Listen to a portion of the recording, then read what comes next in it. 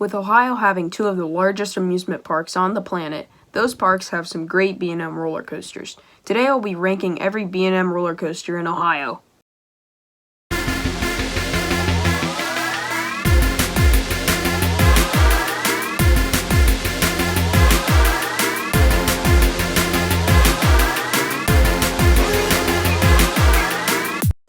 Number 7. Gatekeeper, Cedar Point. For me, Gatekeeper just fell flat when it comes to all the other B&Ms in Ohio. It definitely isn't as forceful as some of the others. One thing you will notice is that I do not enjoy the B&M vest restraints, and would much rather prefer the old over-the-shoulder restraints. Speaking of the vest restraints, these things just hammer you into your seat, leaving you with little to no airtime and straight up pain on the brake run. Overall, I find some of the elements to be fun, but it isn't a must-ride when I go to Cedar Point. Number 6. Banshee, Kings Island. Banshee is another one of those coasters that is slowly getting rougher as the years go by. Unlike Gatekeeper, Banshee actually manages to pull some good positive Gs, and the inversions are way more snappy than Gatekeeper's. One downside to this ride is also the vest restraints. Similarly to Gatekeeper's, these restraints can just pin you down and it hurts. Banshee is a good ride, but it has just gotten so rough, so I can only place it so high. Number 5. Rougarou, Cedar Point. Yes, I know, I have Rougarou over Banshee and Gatekeeper, but before you guys start to rant, let me just tell you that Rougarou is running better than ever this year and is running pretty smooth. It is my favorite floorless coaster, though I've only been on 2, but Rougarou at night is actually very fun, and I have ridden Banshee and Gatekeeper at night too, and thought this was better than both. Overall, Rougarou is solid, but still not great. Number 4. VALRAVN, Cedar Point.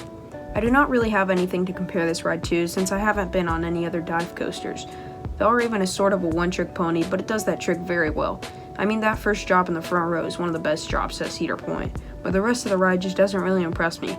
The 270-degree roll provides great hang time, but the rest of the ride just feels too short for me to place it any higher. The views are great, as are any other views at CP, but this one just feels so silent at the top. VALRAVN deserves to slide in right in the middle. Number 3. Raptor, Cedar Point. Raptor is my favorite invert out of the 4 I've been on. It is whippy, intense, and smooth. Just everything about it you can ask for in a B&M invert. It's bigger than Afterburn, smoother than Banshee, and whippier than Patriot.